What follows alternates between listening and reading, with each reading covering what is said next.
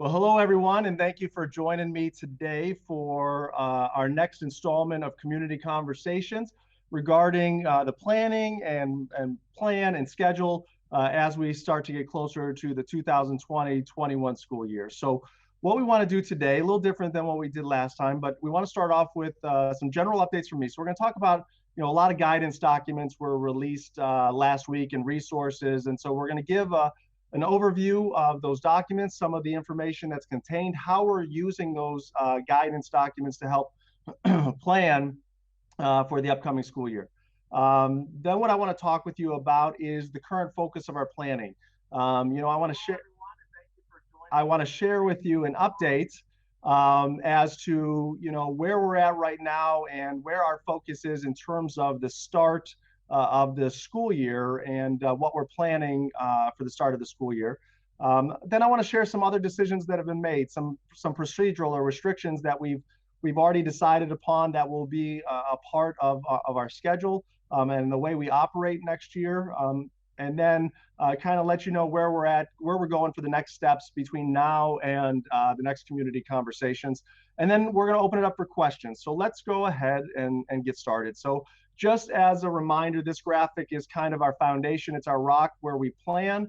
We are planning for 3 different scenarios and have to be ready to implement those scenarios as COVID-19 evolves, state guidance changes, and so those 3 areas of our in-person, in-building learning, as a reminder, that means all kids every day, 5 days a week, or certain grade levels, all day, 5 days a week, or certain groups of students.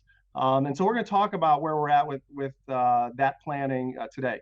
Blended learning, we're not going to talk a lot about blended learning today. We talked a lot about that last time. But remember, that's where students go to school a certain number of days and students go to remote learning at home a certain number of days, and then cohorts flip-flop. So we talked about we'd have cohort A and B, alternating days. Monday, Wednesday, they'd go to school. Tuesday, Thursday, they'd be online. Cohort B would be the opposite of that. And Friday would be a remote learning day for all students at the start of the year. And then finally, remote learning 2.0, that would be implemented if we ever have to. We make the decision as a district, or the state makes the decision that we are not going to be open. We're not going to allow any kids on property, and learning is going to be 100% online, remote learning, facilitated by our staff, but students would be at home. So on the edges there, we talked about last time, we have these work groups across the district at the preschool, elementary, middle school, and high school level, as well as the district. They are providing guidance and recommendations and feedback from parents and staff and various stakeholders. And that flows up to us at the district level to really get a good, solid understanding of where the pulse is, what is in the best interests of our staff, our students, and our parents. And now we'll talk about in a minute health and safety guidelines that we're now out of the draft world. And on last Thursday, the governor shared the Ohio Department of Health and Ohio Department of Education finalized health and safety guidelines for K-12 schools. And so we'll talk about that and the impact that that has had on our work and our planning. So what I want to talk about with you next is, a lot of this stuff has been shared from various groups, and how are we using that to incorporate into our planning? So the first one that I want to talk with you about is the Office of the Governor of Ohio, the Ohio Department of Health, these guidelines. So what happened on Thursday is the governor shared and then released a document that set out 5 criteria or 5 guidelines for school districts. So the first one is that we vigilantly assess for symptoms. What that means is, as a school district, we either communicate to families that we want you to do temperature checks every day before you send your kids to school. Staff, you have to do temperature checks before you come to school and assess for other symptoms that are related to COVID-19. And if you exhibit one or more of those symptoms, stay home. Stay home from work if you're an employee, stay home from school if you're a student. They've also given the guidance that, hey, schools, if you want to take this on and take the temperature of students as they enter, you can do that. That can be unwieldy. You think about a class or a high school of 2,000 students, taking the temperatures, even if we have all the doorways with staff to do that. So that's something we haven't made a decision on, but that's what this guidance is saying, is we all have to do our part as parents and as staff members as school districts. So we all need to vigilantly assess the symptoms before we go to work or before we go to school. The second one is to wash and sanitize hands to prevent the spread. So what we've done, and it's as simple as what it says. It says in the guidelines, if you take a look at it, that we need to have frequent opportunities for kids to thoroughly wash their hands. We need to teach kids how to wash their hands. And the elementary and group is working on a plan for that and has a recommendation on that on lessons for kids. But that means kids enter school, they wash their hands. After kids go to the restroom, they wash their hands. Before they eat and after they eat, they wash their hands. And so what we've done as a district is we've looked at where do we have sinks? You know, most of our elementary classrooms have sinks in them, and so that helps out.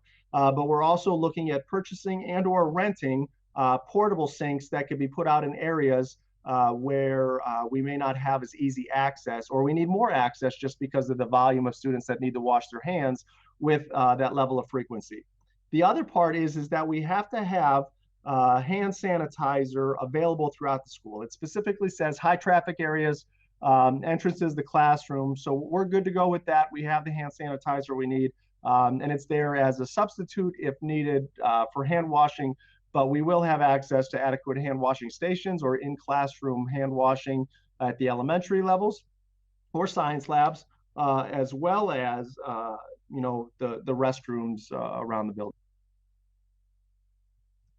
The other part is to thoroughly clean and sanitize the school environment. So one of the things that we're working on in one of our work groups is a disinfection and cleaning protocols and procedures.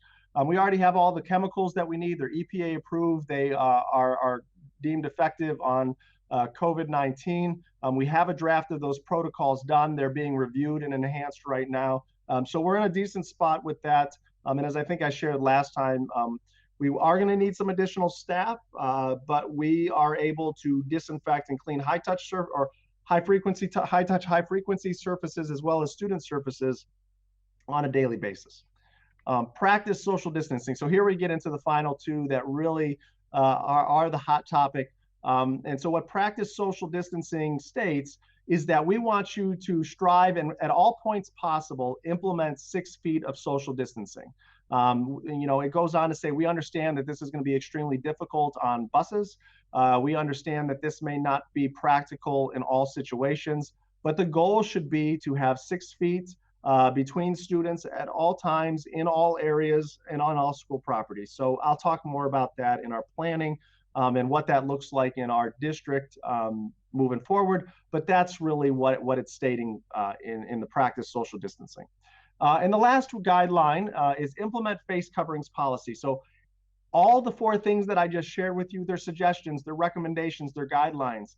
The local board of health, we've talked to them.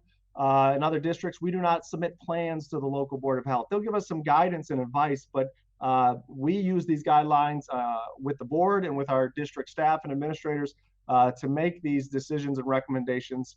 But those are all guidelines. Face covering policy, this is the only spot where there is a requirement. And the requirement is that all staff wear facial coverings at all times, unless you meet one of the exemption criteria. And I'm not going to read through those for the sake of time, but there are some exemption criteria. And one of the alternatives to the face mask, if you meet some of those exemption criteria, or it may be in best practice for some of our therapists, is that a curved face shield could be worn as well. So that is something that is required and mandated based on these guidelines. The recommendation part of it is for students. So what they've stated is that they are recommending that students in grades 3 through 12 wear face coverings. Again, there's exemptions for students that may have an alternative through a face shield or may not wear them. But those are very specific criteria. So 3 to 5 is highly recommended. K to 2 is encouraged. But that is something that, as it says there, it needs to be a face covering policy. So that's something, again, that recommendations are going to come from our work groups at the varied levels. But those recommendations are going to go to the Board of Education. They approve policy. So that's something that's going to be on their radar. We started conversations last night about it, and they will be taking action in the near future on face covering and the policy we'll have. So this is really a foundational document for our work and allows us to really move forward with our planning now that we have this in place. So the other thing that came out maybe a week or so ago, CDC has guidelines, and we've kept up with those in their recommendations. But the American Academy of Pediatrics, and I know a lot of people have shared this or seen it, but they came out with some recommendations recently, and the recommendations were powerful because, as it's been written about this group, they're a very conservative group. But what they are saying is this: is that for all of our considerations going into the new school year, we should start with the idea and the goal of kids being physically present in school. And basically, what they said is, in this world, in this environment right now, there's always going to be risk. You can't eliminate the risk, and I think that's what the second bullet goes on and talks about. But the detriment of having students in remote learning or not at school outweighs the risk of COVID in school. So they highly recommend all effort should be put on how can we get students to school, and we can't eliminate the risk, but how can we mitigate the risk or reduce the risk by putting in restrictions that we'll talk about and we're working on to reduce that. And again, some interesting facts that they put in there. One of them was that science is evolving, right? And I know people get frustrated with science because it changes, and one report says one thing and another says another. But that's how science works. Science works if they learn, they grow, they figure out theories or ideas that are no longer valid, and they change those. But where the science right now is, at least from what is being shared with the American Academy of Pediatrics, is that students are less school age, especially younger students, are less susceptible to have the negative effects of COVID if they get it. B, it appears that they're less likely to transfer COVID from themselves to adults. And as you can see in the last bullet point, that as you look at the recommended 6 feet, and that's the goal and the desired, but they're suggesting that anywhere from 3 to 6 feet, you're especially wearing facial coverings, you're going to see a similar benefit. So again, powerful information and guidance as we look with this goal of how do we get all students back every day, and do it in a way that keeps the safety and health of our students, our staff, our parents, and our greater community at heart. So this is a very important document, and it has provided some foundational work as well as the guidelines in our efforts moving forward. The other thing that we've done and incorporate guidance from is we work with our neighboring districts. So specifically, every other week and almost daily now, as things are moving quickly, we collaborate with our neighboring districts. So I work closely with our neighboring superintendents from Berea, Brunswick, North Royalton, and Brecksville, Broadview Heights. We share our plans, we share our ideas, we problem solve together. We're not going to be identical, and we're not going to be identical in our timing of sharing our plans or every aspect of our plan, but conceptually we're in a very similar spot, and that's important. The other thing the other groups that we collaborate is with, we are a part at the high school of the Polaris Career Center. And so as a superintendent group, we collaborate and share our plans and ideas and problem solving as well. And then if you look on a countywide basis, the Northeast Ohio Educational Service Center is collaborating with superintendents across the county to give guidance as well. So all of these discussions, as well as guiding documents, help us in our planning process. Also, the Ohio Department of Education, they were a part of the guidelines, the health and safety guidelines, but they have also set out, they call it their Reset and Restart Guide, which gives a lot of great information on the educational component, best practices in terms of teaching and learning through a variety of these platforms. So that's been a great resource for us.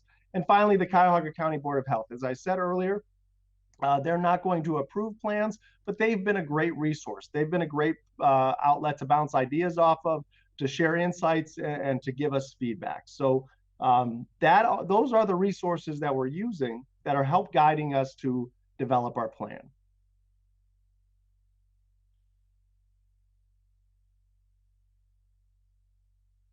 So what I would like to share with you next is where are we currently with our plan? We talked a lot about last time, blended learning and what that would look like. And as a reminder, the only reason we would need to implement blended learning is if that 6 feet social distancing was a requirement, it was a rule, or we couldn't achieve social distancing to a level that we thought was in the best interests of our students and staff and families and community. So what I want to share with you at this point in time is that all plans, all of the planning that we're doing right now is all encompassed in all of this. But as of today, on July 7th, it is our plan, and we are planning to have in-person instruction 5 days a week for all students for the 2020-21 school year. So let me say that again, because I know this is something that people are waiting to hear where we're at. So just one more time, if we had to, if you're asking where are we at right now, what am I planning for? Are we going to be blended learning, remote learning, or in-person in building? Right now, we are planning that we will be open for the first day of school, and we will welcome all kids back, and they will be coming back to school 5 days a week to get their education in a different environment and maybe in different classrooms and a different structure, and there'll be restrictions, but that is the plan. We're not ready to say that that is the final plan and that is what we're doing, because we've got some work groups that are working on 2 scenarios, as you can see on the slide. So what we've asked our work groups to do from preschool, elementary, middle school, and up to high school is we gave them 2 scenarios, and we built these scenarios and said, here's a rationale based on these guidance documents. What we've also done is not just look at these guidance documents, but some of my colleagues have done a great job and grabbed articles from all over this country and the world, because we have a lot of other countries that have opened back up. And so we're not just going on emotion and feeling and our judgment. We're going on what science and evidence and best practice and what experts are telling us. So let's take a look at schools in Australia. Let's take a look at schools in Germany. Let's take a look at schools around the world that have opened their doors. And are we seeing a spike in COVID cases? Are we seeing students and staff get sick? Are we seeing surges in hospitalization rates or death rates? And so that's the information we're building these scenarios on. And so we built 2 scenarios. And one of those scenarios is, hey, on the first day of school, we open up like we traditionally do. And 1st through 9 comes back on the first day, and K 10 through 12 come back on the second day, and we're moving forward with it. And then within that scenario, what are we able to accomplish with social distancing? What's the minimum distance that we can have in classrooms? What is our recommendation on facial coverings? And a few other ancillary topics that they're working on. Now, the second scenario that they're building on, and again, there's built a rationale for this, is do we start with the idea that we want all kids every day, but we phase that in by grade level or by groups of students? Do we say, and I'm just, hypothetically, in elementary school, we're going to start with these few grades for X amount of time, and then we're going to add on a few more grades and add on a few more grades until we're at full capacity. At the same time, are we doing the same thing at the middle school and the high school, where we're starting with fewer numbers of grades and at a predetermined cadence, building up to full capacity? Same questions. What is social distancing going to be? What is the facial covering policy? And so they're working through those and providing a recommendation, and I'll share in a minute what the timeline for that will be. So in these scenarios, let's go back to that social distancing requirement. If we bring back all students every day, we believe, based on the data that we've run so far, we've got a few areas that we still are working through and we feel we can solve those. But as we aspire to that 6 feet social distancing, there will be classrooms where we can socially distance at 6 feet. There will be classrooms where we're going to socially distance at 5.5 feet. But our goal, and we believe it's attainable, is that we will, at a minimum, students will be socially distanced at 5 feet, no less than 5 feet. So we'll be able to share in the near future. Here's pictures of what classrooms are going to look like, so you can see. But as you start thinking about all kids every day, how far can we socially distance students? We are going to aspire to 6 feet, but the smallest amount of socially distanced students would be 5 feet. And then that takes into consideration what other restrictions do we need to put in place if we don't meet that 6 feet requirement. The other thing that we're planning for, transportation, that's a big topic. We've got a work group that's working on this right now. Again, same idea. If you're asking me right now what we're planning for and what we're working on to implement for the start of the school year, is that we would maintain current levels of transportation And that means, pre-K to 12 would be transported at a 1 mile. If you're 1 mile or greater from the district and you're not on a non-transportation street, we would have 2 students per seat. All students, there would be no exception unless there is a medically documented exception, would need to wear facial coverings. We'd have assigned seating. We'd ask siblings and family members to sit together first, neighborhoods to sit together first, and then go from there. But that is what our intent is for busing, because we understand that families need to go to work. We also understand social distancing, but it's really a difficult thing. If you take a look at if we truly socially distanced at 6 feet on a bus, we're basically getting probably about 20 kids on a bus. Our buses average between 35 to 50 students on a bus, and we just couldn't make it happen with the time schedules we have. And then, as I said earlier, face coverings. I know that's a hot topic. Nothing to update as of right now. I've shared the guidance that the state has given, but that's being discussed at our work groups. A recommendation will flow up, and then our Board of Education ultimately will approve a policy on what that's going to look like for students. So what is the decision timeline? I've shared, here's our intent, here's what we're planning for. But the decision timeline is on July 21st, our next community conversation. I will share with you a final recommendation on how we'll begin the school year and the recommended first day of school. Last time we talked about at the latest, it would be August 24th. At the earliest, it would be August 18th was the first day. But we will be able to share that. The reason I call it a recommendation is this is something that needs to be discussed and talked about with our Board of Education. But we will be able to share by July 21st, instead of here's what we're planning, here's what we're recommending for the start of the school year. Please keep in mind that all of the other plans, blended learning and remote learning, they're sitting there if we need them. I'm talking about how are we going to start the school year. And then August 4th, our community conversation after that, that is when we're going to share our comprehensive 2020-21 plan for the district. So if you take a look at, we are creating our own reopen, restart plan, and everything. Instead of, we've shared blended learning, we're gonna share in-person, in-building learning. We're working on the remote learning piece right now. We'll share this in a comprehensive document so you have that. And just as a reminder, I know as I'm sharing this, some of you are probably very excited that this is the plan and where we're moving to as a district. And I know some of you are anxious, and whether it's whatever the reason may be, that maybe this isn't for you. Maybe having your child come back to school, maybe that's not something that you're ready to do yet. Just remember that there is a fully online option that's available to all students in kindergarten through 12th grade. And as we get to kind of mid-July, we'll send out, once we announce the official plans and recommendations on July 21st, at that time, we'll probably send out the commitment survey. And remember, if you're going with that option, you're committing for a semester, so from August to December. So that's kind of our intent of where we're going in our planning and what we're planning for the start of the upcoming school year.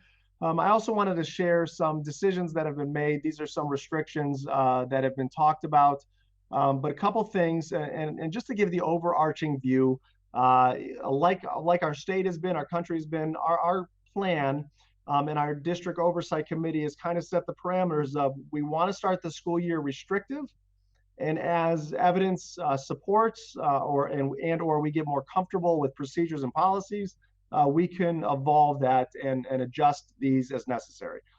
So the first thing to be aware of is that we will no longer, until further notice, there'll be no outside volunteers or visitors allowed in the buildings. It will strictly be staff and students. If you need to drop something, we have to be realistic, right? So, students forget things, that you need to bring up to the office. So we will have areas in the vestibules of all of our buildings where you can drop instruments off, books, lunches, what have you. I would say that we are also, for everything that we like to make a black and white rule, there are always exceptions. So, the one thing in terms of the no visitors or volunteers, if your child is having a medical emergency or a health concern, we will allow you in the building. But other than that, routine volunteers, visitors, they will not be permitted in the building.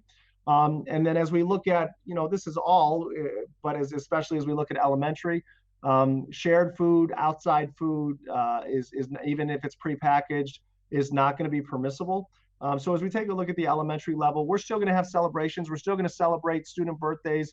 We're still going to celebrate the various holidays and events that are celebrated, but they're going to be celebrated without food or without gifts or trinkets or pencils. So that's something that we'll put in place at the start of the school year, as well as no shared supplies. So that's something that I know we're problem solving. Some of the more higher level classes at the high school that have expensive supplies. But what we're talking about is pens, pencils, markers. We're going to put a bucket of markers in the center of a group and use those. Those are the things that we're talking about, that students will no longer, hey, bring in a box of crayons and it's for the good of the group.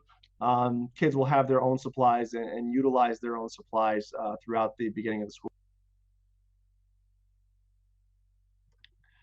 The other thing is we are planning on large group events to be virtual events. So some of the things that go with this is, kindergarten orientation. We usually bring all of the parents in. They have a plan to bring parents and families in a very structured way. But large group events such as kindergarten orientation, open house, parent teacher conference, they have plans for how these are going to be done virtually, and even parent school meetings. So even though this doesn't go with the large group gatherings, if you have meetings with teachers, IEP meetings, 504 meetings for the foreseeable future, those will be virtual. We've also put out a plan to have one-to-one technology for all of our grades K to 12. And what this means is if we need to be in a blended learning structure or a remote learning structure, and we haven't made a final decision, it just may be the decision we make, but students will all be able to have a device. There won't be a need for a checkout system like we did in the spring. Kids will be able to have a device and use that and carry that device to and from school. And then finally, one of the big points of feedback we got from our parents was that, hey, if we have to go to remote learning, we need one landing spot for our kids to go to and kind of be the hub for everything. So I put a little caveat here is this doesn't mean that Google Classroom is the only aspect of technology that ever is going to be used. It just means that's going to be the landing spot for where all the information is, where you'll get your assignments mostly, where you'll turn your assignments in. But as a district, from elementary to high school, that it's been recommended and we've approved that recommendation that Google Classroom will be the landing page for all teachers and will be a great resource, not only in in-person and in-building school, but for remote learning as well. So, next steps, where are we going with the planning? So in terms of the planning for in-person in-building, really where the focus is looking at those scenarios like we talked about. Are we going to recommend that we all start in a traditional school year with all kids coming, or are we going to take that phased-in approach? And what if we are taking the phased-in approach, what is the cadence? What is the timeline for those phases? What we also are working on are what are the restrictions associated with in-person and in-building learning. And as you can see there, face coverings, how are we going to have students arrive and dismiss them? That's a lot of kids moving at the same time. How can we do that socially distanced? A lot of the recommendations that are coming out in the guidelines is that we should not use lockers, not only lockers just for the space, but again, lockers are small. Kids are typically grouped in similar ways, and so it's hard to manage socially distancing with lockers. So if we're not going to have lockers available for students, how are we going to utilize backpacks? And then the other thing that we're working on is class changes at the secondary level. So one of the things at the elementary level that's been recommended, it wasn't on the slide, but is that students will stay in their classrooms and teachers will move into the classrooms to reduce, and this is part of the suggestions, to reduce movement and to reduce cohorts of students from mixing. At the secondary level, the middle school and high school level, it's very difficult to say kids are going to stay in the same room all day. But again, high school and middle school teams are working on plans for, we're going to have kids move. And we're going to have kids, they're going to be with different cohorts of students. But what are ways that we can address the schedule to reduce those movements from maybe 9 to 10 class changes a day to maybe 4 to 5 class changes a day? So that's something that's being worked on at this point. The other thing that we're working on is identifying student cohorts for blended learning. So we've shared blended learning, and blended learning means we have to divide kids into cohorts. Our teams right now are working on, how we would divide those students, and so that will be a part of the plan that we'll share. And then remote learning 2.0, whether it's a component of blended learning or it's a complete remote learning. They've been working hard over the past 3 or so weeks on this topic of how do we enhance remote learning and have that plan ready, and they're going to continue the work on that aspect of the plan. And then finally, in terms of district operations, some of the things that we're working on is training for our substitutes. We need to make sure that on a daily basis, we have a number of substitutes in our district, that our substitutes know our procedures and protocols and can follow that seamlessly for our students when they come in and work for the district. As we talked about, we've got disinfection protocols that are being worked on, and those need to be finalized. We're continuing to build a scenario of all kids that have a right to transportation based on our board policy will continue to receive transportation. And we have to look at our routes and how many kids are on buses and can we maneuver those routes and student assignments. So that's being worked on. In terms of food services, our buildings are working on where students are going to eat their lunch. But as a district, we're talking about food preparation, the food station, student movement within to get their food. How are kids going to get their food and move through those? How are we going to pay for those? We're exploring options of a pre-order app where people, instead of having to go and pick out, it could be pre-ordered and ready for them when they come down to lunch. We're also looking at going options to go completely cashless, so we don't have to worry about the exchange of money and touchless ways for students to check out when they eat lunch. And so that's kind of the aspect of food service that we're working on. We're also working on nursing and procedures, whether we have suspected cases or positive COVID cases, and how that will look, where that clinic will be, how we will keep it separated from other students, how we'll work with the Board of Health, how we'll work with our school district and our families. And so that's something that's been going to be worked on. And we talked about the cashless option there.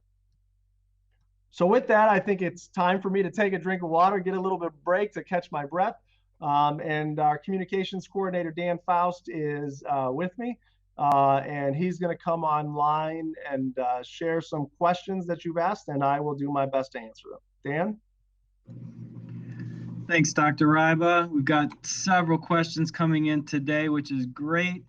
And I've tried to organize these by topic, so maybe we can tackle a topic at a time with several questions related to those topics. So let's start with kindergarten questions. We've got several questions, full versus half. Can you address full versus half-day kindergarten with the upcoming plans and maybe fees associated with each, or how are we going to distinguish between full and half-day kindergarten? That's a great question, Dan. And so let me share where we are at. And so the simple answer is that in all the scenarios we're planning, there are recommendations out there that kindergarten students would come 5 days a week, every day, all kids. So let me so in terms of how would it look different, what would the tuition be, that decision makes that a moot point. So let me kind of break through the scenarios. If we're back in person, in building for all kids, full day, half day kindergarten will look the same as it always has. So that answers that question. If we're in blended learning, what we've asked our buildings, and it's actually at the level of our district oversight committee, they are going to provide feedback for us on Thursday. What the recommendation is that even if we're in blended learning, we have the space available to socially distance at 6 feet, that kindergarten, first and second grade students would come back, all kids, 5 days a week. So even in blended learning, half day kindergarten, full day kindergarten, although probably in different rooms and different locations, will get full day or get half day based on what they selected. If for some reason we are in full 5-day-a-week remote, that's the only option where students would not come to school in kindergarten. We would implement remote learning. I can't say specifically about how remote learning would look different for half day versus full day. All I can say is that the elementary work groups have problem solved that. They've got some plans worked out as to what they would look like, but since they're still finalizing their comprehensive remote plan, I'm going to wait to share any further details as to what that would be. And then ultimately, if we're in remote learning for an extended period of time, just like the Board of Education did last year, they can always take under consideration waiving some of the tuition or reimbursing folks for some of the tuition if we have an extended remote learning. But I think in terms of the concerns of parents of should I continue with full day and half day? In any scenario except we're shut down and we can't open up for kids, it appears that based on the planning we've done thus far, that half day and full day kindergarten will be in school 5 days a week for their allotted time. Okay. Can you expand a little bit? Let's go to some student services questions. What IEP services will be offered with blended and online options for the upcoming school year? Will there be virtual speech therapy, or will online students have any in-person therapy? So no, I don't have an answer for that today. But Mr. Trujillo, our Director of Student Services, has developed a work group to tackle these questions. And so he's got a large parent work group, and that's going to start tomorrow, I believe. And then we have a staff work group that's going to start early next week. So I talked to Mr. Trujillo earlier today, and those exact questions are the exact questions that those groups are going to tackle. So, his order of priority is, okay, if we are planning on coming back all students every day, what restrictions and what considerations do we need to take into consideration for our students with disabilities and precautions, and what's that going to look for our students with disabilities? And then once that topic is vetted and addressed and we've got decisions moving forward, then the next area is tackling what will remote learning look like. In terms of the blended, I would encourage us not to focus solely on the blended, because the idea being, whatever we decide for in-person, whatever we decide with remote can be adopted for the blended learning structure. And so that's something that is being discussed right now. And hopefully, as that group works, those are questions that we know we have to answer, but we just don't have an answer at this time. And this might go along with that answer, but there was another question: is the district planning assessments for students with special needs that are entering preschool? And if masks are required, will the district be providing masks with clear panels for those working or interacting with teachers and students who may be hearing impaired? So in terms of the mass of, yes, we will have the appropriate equipment for our staff based on what's in the best interest of our students. So that may be face shields, that may be the mask with the clear cutout so you can see whether read lips or see the mouth. And not just for our students with disabilities. Let's think of our primary students, our early students, as we're teaching them phonetics and phonemic awareness, and they need to see us to see how we form words and letters. That's also important. So in terms of what equipment is necessary for our students, that is going to be something that goes along with the last answer I gave in terms of the work group deciding what that may be and what's needed. In terms of the assessments, if we're talking about assessments related to a multi-factored evaluation or IEPs, that's a discussion with the IEP team. And I would encourage the parent or parents who have this question to reach out to the appropriate special education coordinator or principal to further explore those discussions based on the individualized needs of their child.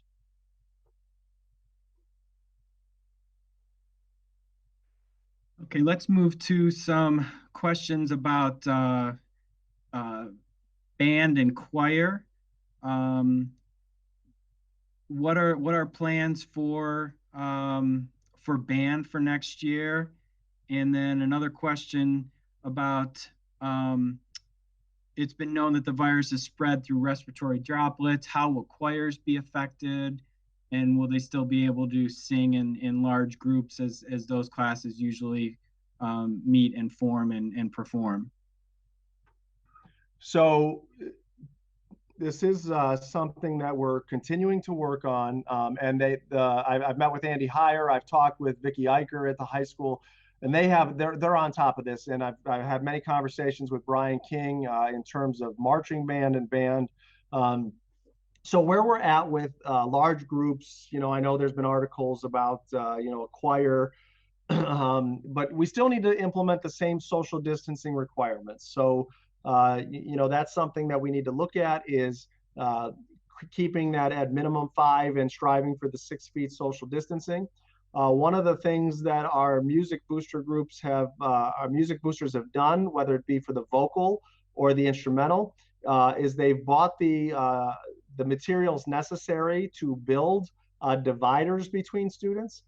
So if you think of a PVC frame with clear plastic dividers, if I'm playing an instrument, I can have those on either side of me, whether I'm singing or whether I'm playing an instrument. For musical instruments, then you have a music stand in front of you. Yes, we have to problem solve a little bit in front of you for the vocal music, but we feel we've got both sides covered. We've got music stands covered, and there's also a lot of research being done. There's various colleges that are studying this area of music and do the respiratory droplets. Is there an increased risk of catching COVID based on singing or based on playing a musical instrument? When you play a brass instrument or a saxophone, it's possible for you to have respiratory droplets or to come out the side of your mouth as you're playing or out the front of your instrument. So they're working on research to see, is there any increased risk? Those should be out shortly to see. And obviously that's going to be a point of emphasis for us. But right now we're planning on moving forward with instrumental and vocal music based on the barriers that they're building and have with the music stands. Still problem solving that front divide at the vocal level. And then in terms of marching band, that's a topic that's being worked on at the high school level. We still plan on having marching band. The big discussion is the marching band going to move, or are they just going to go out on the field, socially distance 6 feet or greater because it's bigger, and play their 3 songs at halftime, and then socially distance on the sidelines. So the plan is still to have those groups, but those are some of the decisions that have been made and some of the decisions that still need to be made.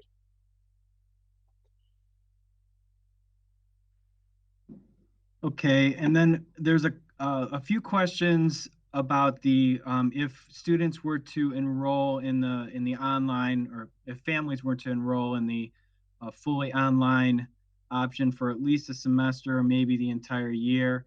There are a few questions about students and being able to enter classes following this year. So, for example, if we choose the fully online option, will we have the opportunity to enroll in or test into an honors math or language arts class when the 6th grade student returns in 7th grade? We realize there are no honors classes for the online option and would ideally like him to be on the honors coursework path. In addition to that, there was another question about will our 6th grader be able to participate in band when he returns to school in 7th grade if they choose that online option for this year for their current 6th grader? All right, Dan. So correct me at the end if I miss any, but I think I got it. So in terms of the online option, if you take that as a semester, you'll enter whatever courses you were supposed to be in our school prior to that. Um, at the middle school level, there are not honors online options. There's AP options and some honors options at the high school level. So if you're There is, so if we take a look at the criteria for honors, there is specific criteria for math. So if you met the criteria for math, and you decide to go to the online option, you would be okay to come back and take part of that. Math is a little easier because the online program is built with different math classes. So instead of, if you're in honors math in 6th grade and it's really a pre-algebra class, we could put you in pre-algebra instead of math 6. So the math tends to work out, but you still need to meet the criteria to be eligible for those classes. You know, what doesn't work out in the middle school of, hey, you know, I got my Iowa test results. It was recommended that I take honors English in grade whatever. I want to do that, but we don't have that option online. It's not desirable, but if you're willing to put in the time and the effort and work, yes, whenever you come back, you can continue on the honors pathway when you return from the online option. In terms of music, the answer is also yes. But that's something that the band directors at the middle school may want to do an audition, may want to make sure that the student is progressed enough. It's not individualized lessons or instruction. In the 7th or 8th grade, you're playing as a part of a band. So, you know, it would be highly encouraged that if you are going to go online and you play a musical instrument, that you keep up with private lessons to continue to grow your skills so you can get going when you come back to school in 7th grade, if that's the case. But the answer is yes, but there may be some audition requirements because of a student that has lost a whole year of growth with their musical instrument. It may be difficult for them to find success when they return.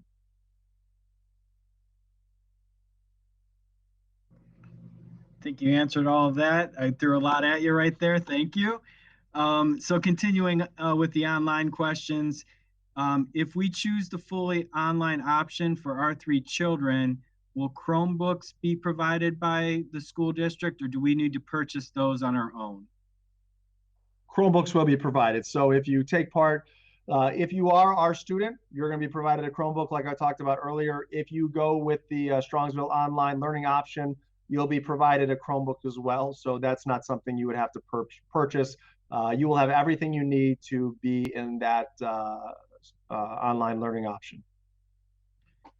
And as a follow-up to that as well, if we choose the fully online school, is the daily schedule flexible, or do they have to be online at certain times? For example, can our students do their daily work in the evening on some days? Is it or you know, is there flexibility in their online option? Based on the online options that we're utilizing, there's flexibility. So there is not, you know, I have to be online from 9 to noon and then 1 to 3. As we talked about last time when we shared about the online learning option, this is asynchronous learning. There is a teacher there to guide, support, give assessments, answer questions, and that can be scheduled as needed. But in terms of, you know, the online platform, there'll be online resources, you know, there'll be maybe some online PBL or problem-based learning activities. There'll be videos of teachers teaching, but it is flexible to meet the needs of the family schedule or the student schedule. We've got one more online question, just if you could, is there currently a place where families can go to see more information about the curriculum of the online option, the platform, et cetera, maybe what courses are offered? Yeah, so the best case scenario would be to email Erin Green, our director of curriculum. She oversees this. And the reason I say it's yes, we share, and I can share in an update, you know, course options, things of that nature. But because the programs are divided up into, there's a K-5 platform, there's a 6-8 platform, and there's 2 platforms at the high school depending on what courses you're taking. It would be best to reach out to her. Her email is Erin Green, E-R-I-N, Green, just like the color, at SESmustangs.org. And she can guide you in the right direction and get you the resources that you need. And then, like I said, in a future communication, we can share out with everybody those resources as well that are available that people may want to take a look at. And I believe we shared those out in maybe some of our other communications, but we can get those out again. And Dr. Reiber, we've described these different. You've done a great job of describing these differences, but if you could just clarify, there is a difference between the online option that we're just discussing right now and our remote learning 2.0 option, correct? Those are two different scenarios. Just Two so very people are different, yeah. clear about them.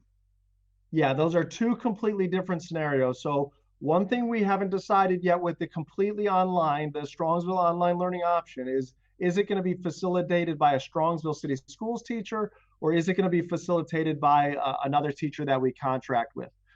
So I don't have that answer yet. We're still working through kind of a cost benefit analysis of that and educational analysis of what's best for our kids. Remote Learning 2.0 is our teachers providing online instruction, online resources, and support to our students. So what that would look like is that we are still developing that. You know, think back to the spring. That was Remote Learning 1.0. Remote Learning 2.0 is going to be our teachers. There'll be requirements for students to be online for live instruction at specific periods of time. You know, if I had Mrs. Kaminsky for third grade at Kinsner and I go Remote Learning 2.0, I'm going to log in and see Mrs. Kaminsky and she's going to be teaching me math online, or she's going to be having videos or online. But it's our teachers, our curriculum, and our efforts to help support and develop online instruction for our students. Thanks again for that clarification. Now we've got a bevy of questions about safety procedures, social distancing, temperature checks, and facial coverings. So I'll try and roll through as many of these as we can. One question is, have you considered temperature checks performed by bus drivers when students get on the bus as a way to eliminate risk of students with symptoms being transported to school property? Could also eliminate congestion of any possible temperature checks at the entrance of school buildings. We've started our discussion in terms of temperature checks specifically at the building level. Yes, there are temperature checks, suggestions about on the bus. There are a variety of rules and laws and regulations in terms of transportation, and the concern. So the short answer is yes, we will continue to explore all avenues of when it would be best if we decide to screen students as they come to the district. When would be the best opportunity to do that? Those two best opportunities are as the kids get on the bus or as they enter the school. Both of them add similar challenges in terms of the challenge of some of the rules and procedures and laws that have to be followed on the bus, and bus drivers being physically present on the bus and being able to manage the bus. The concern of adding more adults and aides to be on the bus to temperature check so the driver can focus on his or her role. And also the timeliness of it. So, those are all things that we're problem solving. Nothing is off the table. But the big decision is, are we going to take on the role of doing the temperature checks, or are we going to have our families do that and trust that they're going to follow the expectations? That's still being discussed. In terms of safety procedures and exposure to the virus, can you talk a little bit about where we're at in planning and what might be some initial, if a student or a staff member either test positive or there is an illness in a school building or in a classroom, what the procedures might be or where we're at in terms of planning for that scenario? So the guidance document has been pretty clear with what, and we're still, fine tuning it and finalizing it for our district. But basically I'm looking at some notes so I can be accurate. And I'm just going to read from some of the guidance documents. Schools are required to refer symptomatic individuals to a healthcare professional or a testing site. And we are suggested that we compile appropriate referrals and document that a referral has been made. So if you take a look at this, we need to have a designated area in our clinic or around our clinic or somewhere in the building where we can isolate students or adults that are symptomatic. They come to, we have licensed nurses in our district. These are contracted nurses that we have. If a student or adult is symptomatic, as we said, we are required to refer them to a testing site or healthcare professional. We are also required to notify the local Department of Health for further guidance. And then also, working within, we're not a, HIPAA doesn't so much apply to school districts. FERPA is the Family Educational Rights and Privacy Act that oversees us. So, developing procedures for notification underneath the confidentiality rules that we have. But we would then get our guidance from the Department of Health. And then after that, we would determine what students, what staff, for how long would need to self-quarantine and how they would receive their education in the interim before they were symptom-free or had a clear COVID test.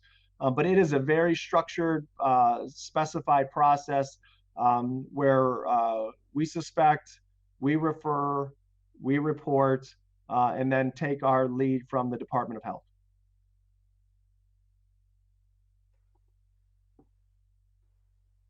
Next question goes to, and again, you've talked about facial covering and the policy that needs to be developed.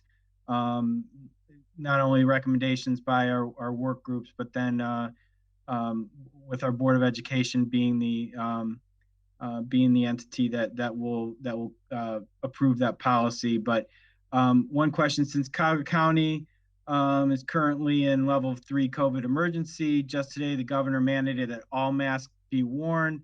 How are we planning on enforcing this requirement? Should this be the case at the beginning of the school year? Lots of the facial covering questions are along the same lines, knowing that this mandate just came out. Several cities are following the lead in terms of requiring facial coverings, and just wanting to make sure that our policy falls in line with what the state has decided recently. Yeah, so in terms of facial coverings, I know, as I said earlier, I know it's a topic that is, widely debated and strong emotional feelings on either side of it. But that's something that, as I said, I'm not at a point where I can share a recommendation because I don't have it other than the guidelines. And I do understand that, various cities and I'm not up to speed in terms of what the governor's shared yesterday or today. In terms of facial coverings, but that is something that will all be taken into consideration. And then when we make policy, we need to enforce it. And so we need to make sure that it's a policy that we can enforce with the rules. And then that's our job as administrators and teachers and staff to enact the policies that have been developed.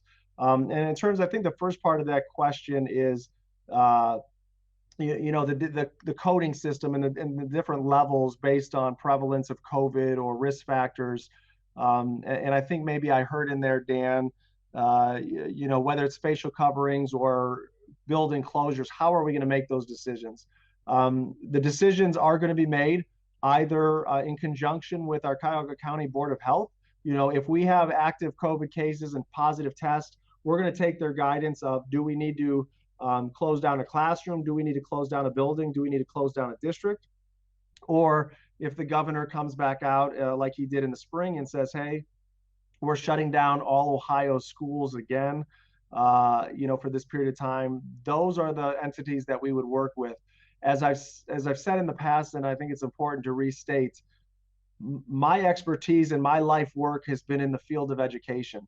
I do not pretend to be a health expert, a pandemic expert, and be equipped to make decisions specifically based about active COVID cases and should we stay open or should we close. I feel versed to create a safe environment for our students, to socially distance as much as we can, to put in good precautions and restrictions that benefit the health and safety of all kids and staff and family members.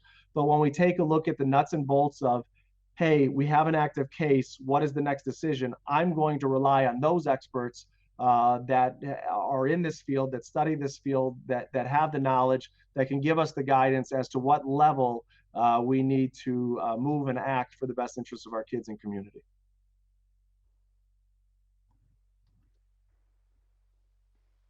Dr. Ivan, in terms of another question in terms of transportation, this individual asks, can I opt out of busing while I'm working from home, but opt back in if I, as the parent, have to return to the office at some point during the school year? So can you walk through maybe some of the transportation issues for parents that are willing to drive their students to school for a time being, maybe to release some of the pressures on what we're facing in terms of transportation? Yeah, so thank you for submitting this question. Something that we could have brought up and failed to. So thanks for the question. So in terms of transportation, if you're eligible for transportation, there's no opting in and opting out. You either get on the bus or you don't get on the bus. And our bus drivers, make their lists accordingly based on who's riding the bus. So that's a part of it. If you want to share that as a courtesy, that would be wonderful. But you are still always eligible for a bus if we keep with the policy of greater than 1 mile, you get a bus. In terms of parents saying, hey, to help the district out, I can drive my kids to and from school. That is something that, we are going to ask parents to consider, that if you have the ability to help us out and reduce the number of students on the bus, because you have the ability to take your child to school and pick them up, that would be greatly appreciated. And that would help alleviate the stress, not only of transporting Strongsville City School students, but please remember, by law, we have to transport students that live in Strongsville and attend private or parochial schools that have enough students on the bus and are less than 30 minutes. So we transfer to Padua and obviously St. Joseph and John and St. Adelbert and schools all over the Western County region that we still have to transport in this. So any support or assistance, so we will share a more specific procedure on that for those that are welcome. Not something you have to do, but if you have the means to do that and are able to do that, it would be appreciated.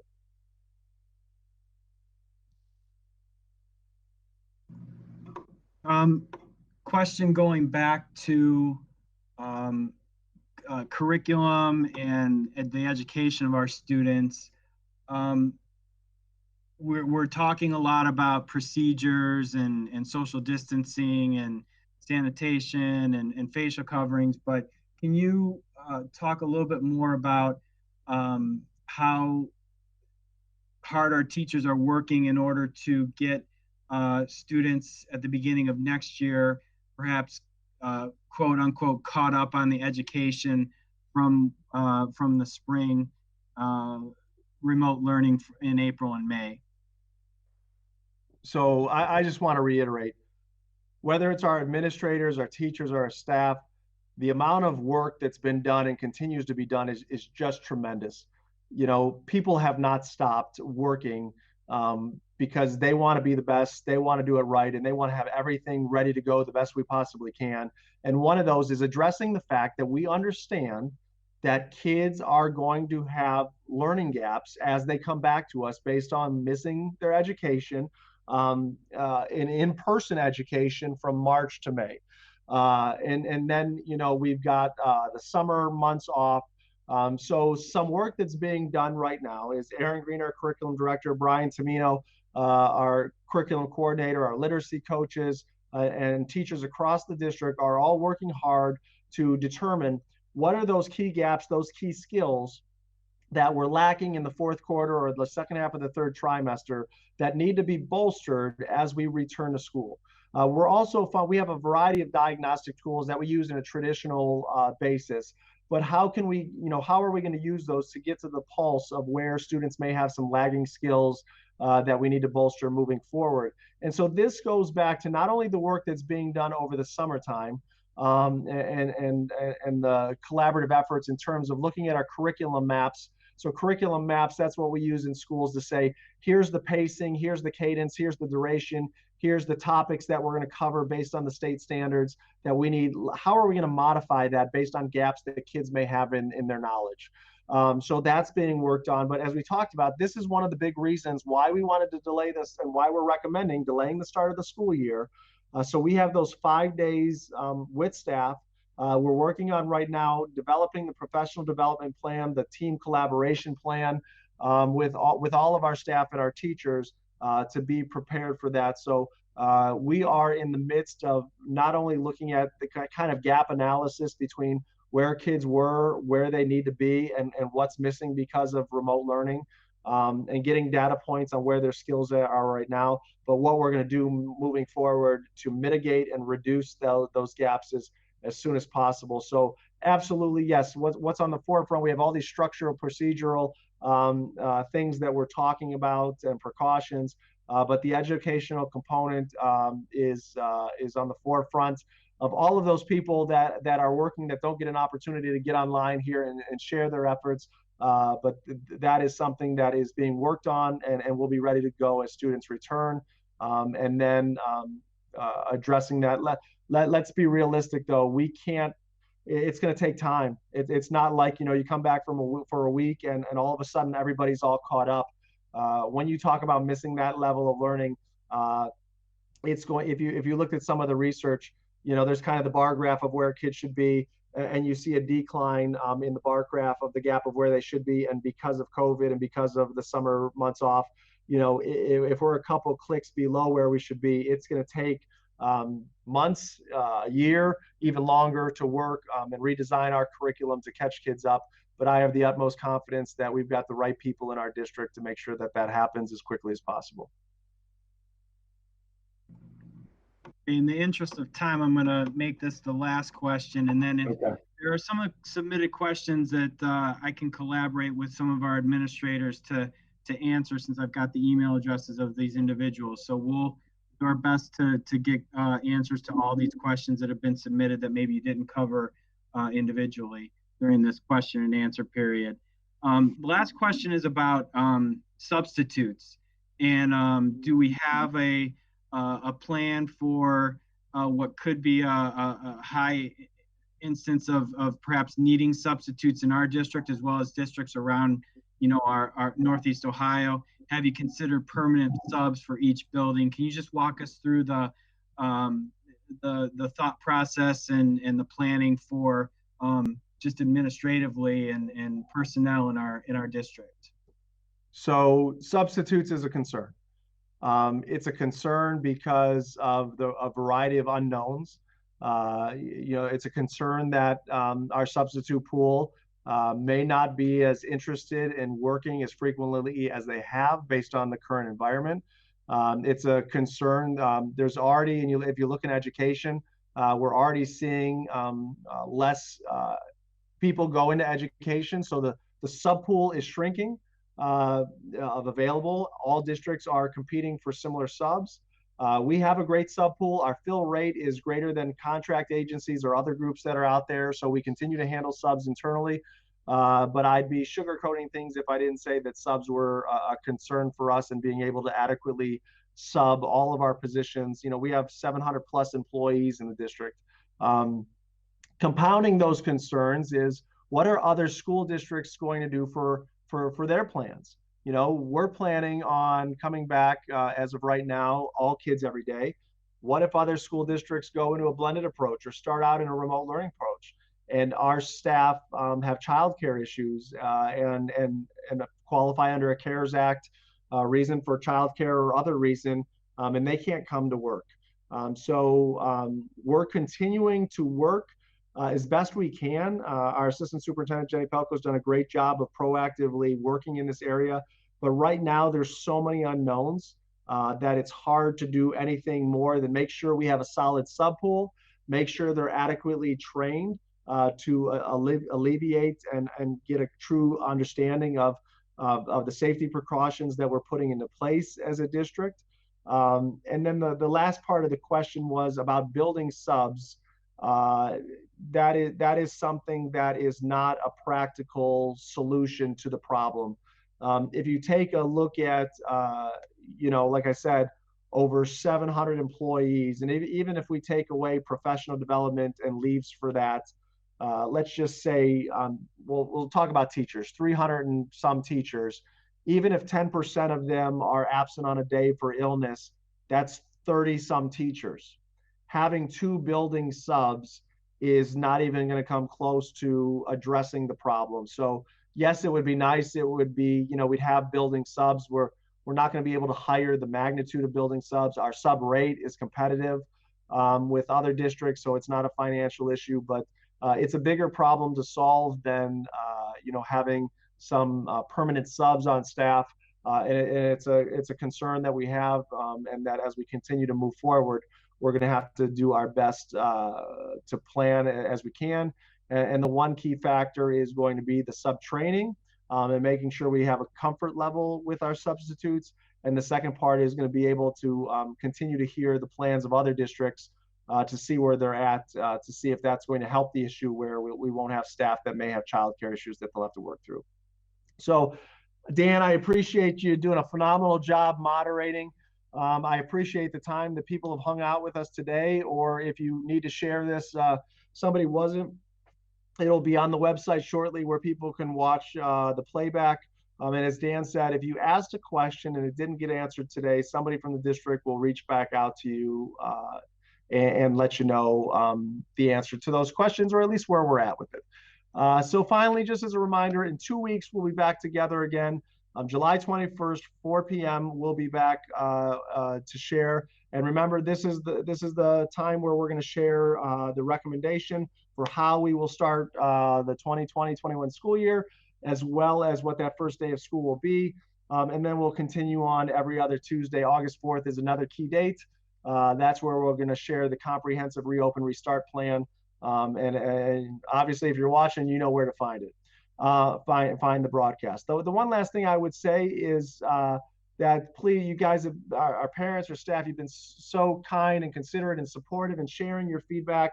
And I want everybody to know that we are doing the absolute best that we possibly can. We're making decisions that we think are in the best interest of our kids and community. And what you're going to notice in the coming weeks is there are going to be more and more districts that are sharing their plans. And hopefully after listening today, you have confidence in us and you have comfort in the work that we're doing, that the reason we may not be able to share the plan on today or tomorrow or the next few days is not because we're not ready, not because we don't have a clear plan in place, but we value the system that we put together to get stakeholder feedback, because it's through that feedback that we're going to make the best decision possible for our greater community. If I sat in a room with a group of administrators and some teachers and staff, we could knock this out in a day.